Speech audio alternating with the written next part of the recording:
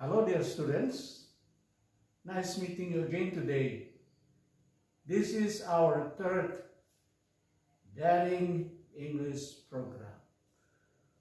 Kuliah ketiga bahasa Inggris online atau dalam jaringan.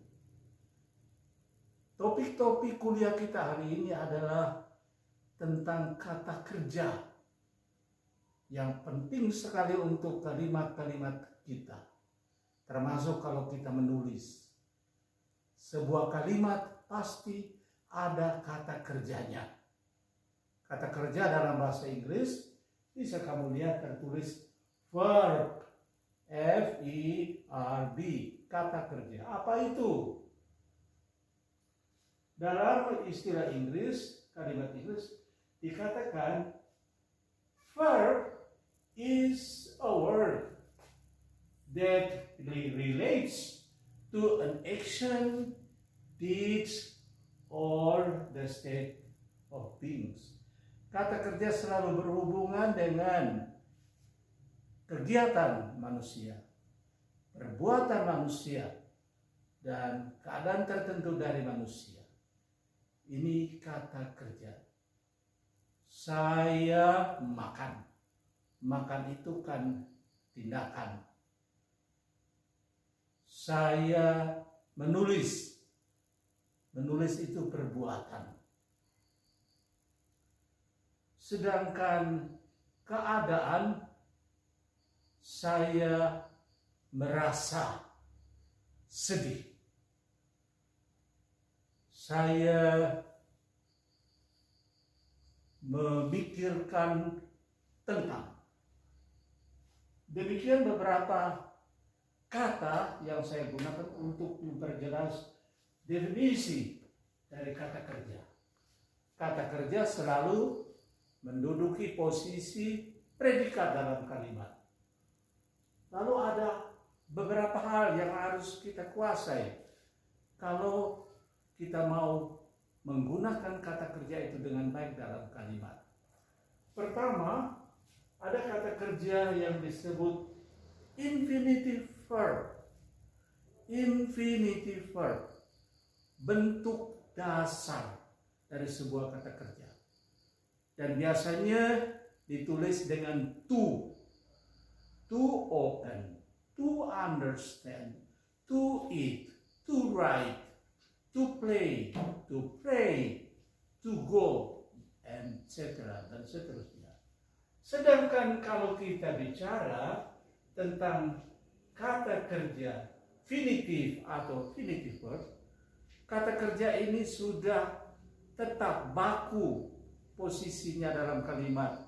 Dia adalah predikat. Jadi finitive verb adalah kata kerja yang berfungsi sebagai predikat dalam sebuah kalimat. I write a letter. Write sebagai predikat bentuknya finitif. Sudah tetap, tidak bisa lagi dirubah-rubah. I go to Waikolo. Go, itulah bentuknya tetap. I see my friend in the park. Saya melihat teman di taman. Itu yang disebut finitif. Lalu dalam kalimat-kalimat itu juga ada kata-kata kerja yang berpengaruh terhadap lengkap atau tidak perlu lengkapnya sebuah kalimat.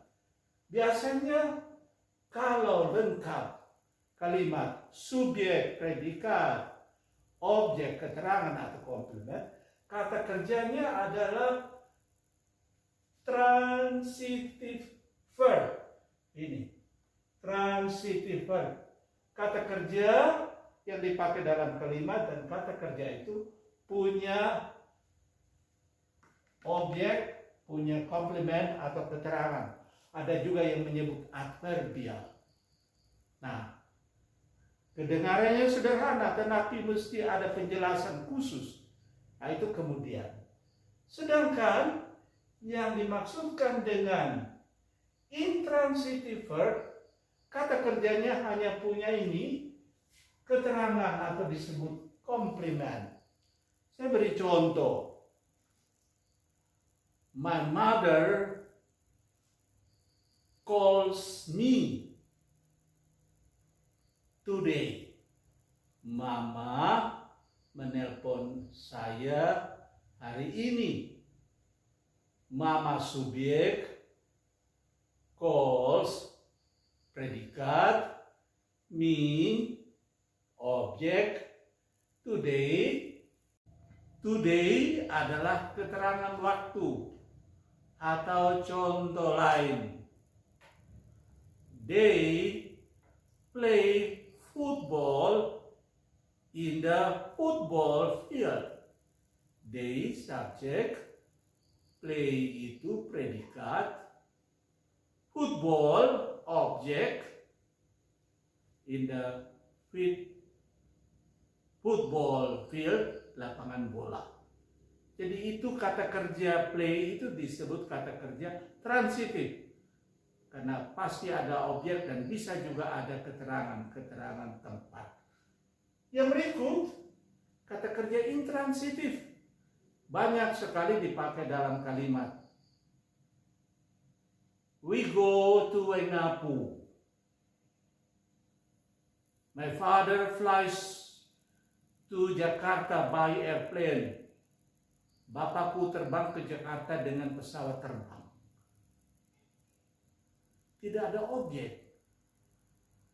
Yang ada keterangan tempat. Yang ada keterangan cara. Ke Jakarta itu keterangan tempat by planes, caranya dengan menumpang kapal terbang. Jadi inilah yang dimaksudkan dengan kata kerja intransitif. Lanjut, dalam kalimat-kalimat itu nanti ada juga kata kerja yang disebut causative verb. Kata kerja yang menyebabkan seseorang berbuat sesuatu. Contoh, my father makes me to clean my room. Bapakku menyuruh saya membersihkan kamarku. To make itu salah satu dari kausatif. Bahkan kata to make ini punya nada perintah. Harus dilakukan. Anak, kamarmu kotor, jadi bersihkan. My father makes me to clean my room. Salah satu dari causative verb. Lalu, hal-hal yang terakhir ini. Kedua hal ini berbicara tentang kata kerja yang dipakai dalam kalimat tetapi dia berubah-ubah bentuknya menurut saat terjadinya kegiatan sebagaimana dijelaskan oleh kata kerja. Ada yang disebut irregular verb, kata kerja yang tidak beraturan. Hari ini bentuknya begini, kemarin bentuknya sudah lain, ya nanti sudah selesai bentuknya juga berubah. Dalam bahasa Inggris dikatakan irregular karena dia tidak punya aturan, kita harus belajar. Contoh ya, contoh. Kita ambil yang sederhana. To give, memberi. Nah, kalau sekarang saya memberi, now I give you. Tetapi kemarin saya memberi uang kepada teman, hati-hati. Kata memberi itu sudah berubah. Bentuk kemarin. Dari give menjadi gave. G-A-V-E. Yesterday I give money to my friends. Nah, dia akan berubah lagi ketika dipakai untuk menggambarkan kegiatan, perbuatan, tindakan itu sudah selesai. Dengar baik-baik. Dari kata to give, memberi. Bentuk yang ketiga sudah selesai. My Father has given me a big car for my hobby. Bapakku telah memberi sebuah mobil besar sebagai hobiku. Bentuk ketiga itu have given. Have given. Saya ulang kembali ya. My father has given a big car to me as my hobby. Has itu sudah, given itu bentuk perubahan ketiga. Nah, ini harus dipelajari. Bentuk infinitifnya to give. Dalam kalimat infinitif, predikatnya dia berubah-ubah menurut waktu. Now I give you my book. Yesterday, my mother gave me her picture. Kemarin mama memberi saya fotonya. Lisa sudah memberikan sebuah surat cinta kepada Bora. Lisa has given a love letter to Bora. Has given, bentuk sudah selesai. Nah, kata kerja to give ini dari give menjadi gave menjadi given. Itu yang disebut tak beraturan. Lalu yang regular verb, kata kerja beraturan. Walaupun beraturan tetapi kadang-kadang ada sedikit tambahan yang harus juga dipelajari. Kata-kata kerja yang disebut beraturan itu misalnya to open, membuka, to close, menutup. I open the door. My little brother opens the book. Orang ketiga tunggal kata kerjanya harus ditambah S. Itu waktu kini. Minggu lalu saya membuka pintu di gereja. Last week I opened the door in the church. Open itu bentuk lalu, bukan open lagi tetapi opened ditambah ed. Atau work, bekerja. Today my sister works very hard. Hari ini saudariku bekerja keras sekali.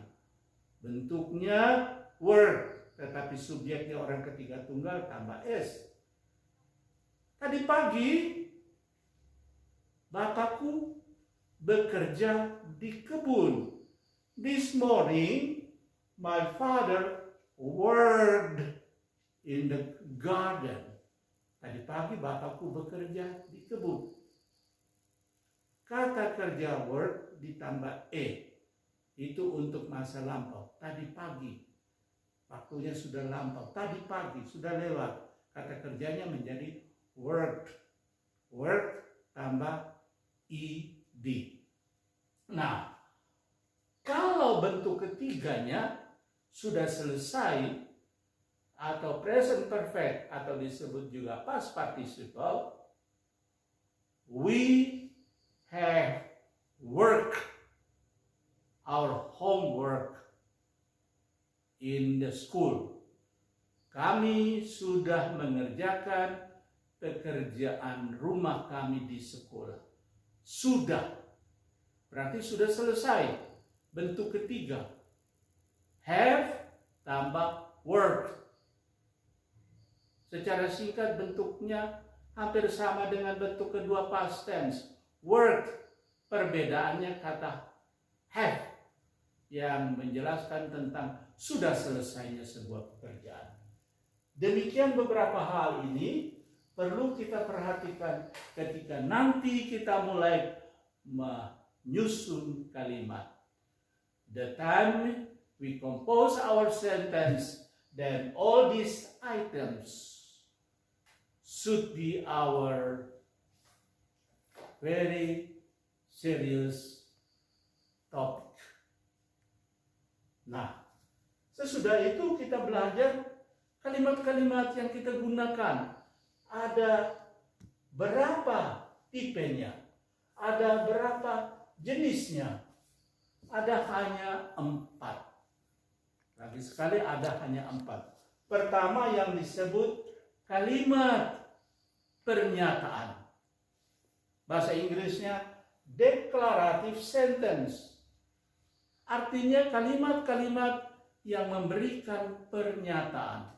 Kalimat yang menjelaskan sesuatu. Kalimat yang memberitahukan sesuatu kepada orang lain. Kalimat yang memberi informasi. Declarative sentence. Contoh, we sent a letter to Presiden Jokowi. Kami mau menyampaikan kepada orang bahwa kami ini sudah mengirim surat kepada Presiden Jokowi. Sedangkan yang kedua kalimat tanya. Bahasa Inggrisnya interrogative sentence. Di akhir kalimat ada question mark, ada tanda tanya. Ya. Do I know you? Do I know you? Apakah saya kenal Anda? Am I good? Apakah saya baik? Are you happy? Apakah kau bahagia? Do you eat that delicious food? Apakah kau makan makanan yang enak itu? Itu kalimat tanya. Kalimat yang meminta penjelasan, mencari tahu tentang sesuatu dan membutuhkan jawaban. Lalu yang disebut berikut kalimat imperatif. Imperative sentence. Kalimat yang berisi perintah, command. Menyuruh orang lain memberikan jawaban. Memerintah orang lain untuk melakukan sesuatu. I tell my sister to go to the market. Saya katakan kepada saudariku pergi ke pasar. Stay away from me. Jauhlah dari saya, perintah. Stop talking. You are too noisy. Berhenti bicara, Anda terlalu ribut. Itu yang dinamakan kalimat perintah. Sedangkan yang terakhir ini mulai tentang perasaan. Exclamatory sentence. Kalimat-kalimat yang mengungkapkan perasaan-perasaan tertentu dari seseorang terhadap sesuatu. Rasa senang, rasa heran, rasa kagum, dan sebagainya. Wow, you look wonderful today. Wah, kau kelihatan luar biasa hari ini. What a man you are. Wah, kau ini seorang pria yang hebat. Ini kalimat yang disebut exclamatory. Hey, where are you going? Juga seruan. Perasaan itu cari tahu. Ini keempat macam kalimat. Nanti kita akan pelajari contoh-contoh yang lain. Demikian bagian pertama dari kata kerja. Lalu kita akan lihat yang berikut. Kata kerja ini biasanya dipakai dalam kalimat-kalimat. Sehingga dia ikut juga berperanan tentang pola dari kalimat itu. Model kalimat itu. Bagaimana susunan kalimat itu. Dalam flag yang kedua ini, mohon diperhatikan baik-baik. Predikat itu diganti dengan verb. Jadi sini kita lihat ada 5 pola kalimat. 5 basic sentence patterns. 5 pola dasar dari kalimat.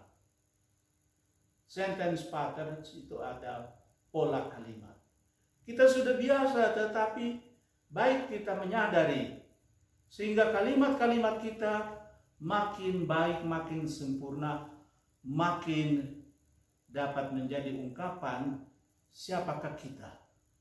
Seorang terpelajar yang berbahasa baik dengan kalimat-kalimat beraturan yang menyampaikan isi pikiran itu dengan jelas. Nah, disebut 5 pola dasar. Kita mulai dari pola dasar yang pertama. Subjek plus verb. Atau kalau kita pakai istilah yang sudah biasa, subjek plus predikat. Hanya 2 unsur. Contohnya, I sleep. Saya makan. Saya menyanyi. Ini pola utama. Cukup hanya subjek dan verb. Subjek tambah kata kerja. Lalu yang kedua, pola yang kita lihat di sini sudah ada tambah 1 unsurnya. Subjek plus verb plus objek. Subjek tambah kata kerja tambah objek. My friend sings a song. Temanku menyanyikan sebuah lagu. Tambahan apa? Tambahan objek. Lagu itu adalah objek. Mereka membuat rumah. They build a house. Kata kerja build sebagai verb dilengkapi dengan objek sebuah rumah, a house. Bisa ditambah keterangan, bisa saja. Tetapi yang mau dikatakan, kalimatnya juga sudah lengkap kalau ada 3 unsur. Subjek, verb, dan objek. Lalu kita pindah yang keempat.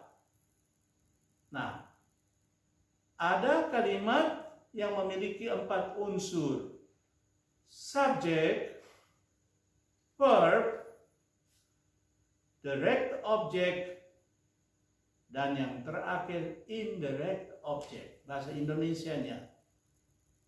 Susunan atau pola kalimatnya subjek tambah kata kerja, objek langsung, dan objek tidak langsung. My mother gives me 10,000 rupiahs. Mama memberi saya uang 10.000. My mother gives me 10,000 rupiah. Yang mana yang disebut objek langsung? Nah, pertanyaan saya agak berbahaya. Me atau 10,000 rupiah? Yang benar objeknya adalah uang yang 10.000. Saya itu objek yang tidak langsung. Yang mama beri itu uang, bukan saya. Saya yang menerima uang itu disebut objek tidak langsung. We write a long letter to Presiden Jokowi. We subjek, write menulis itu verb. A long letter itu objek, surat yang panjang itu objek, sedangkan Presiden Jokowi itu objek tidak langsung. Pola yang kelima adalah, lihat baik-baik yang tertulis di flag ini. Subjek plus verb plus objek plus objek komplement. Subjek pelaku kalimat tambah kata kerja tambah objeknya, tambah keterangan dari objek itu sendiri. Contoh kalimat. They call Bora a playboy. Mereka menyebut Bora itu seorang playboy. Mereka subjek menyebut verb, Bora itu objek, sedangkan keterangan siapa Bora itu yang disebut objek komplement, playboy. They call their teacher Mr. Killer. Mereka memanggil gurunya Bapak Pembunuh. Guru objek, Bapak Pemburu itu keterangan dari objek. Masih banyak contoh yang lain. Nanti ketika ada kuliah tatap muka, saya perluas pelajaran kali ini. Demikian para siswa, bagian pertama dari kuliah daring yang ketiga ini. Cukup dulu untuk yang pertama ini. Sekian, kita lanjutkan nanti dalam bagian kedua. Thank you for your very serious attention.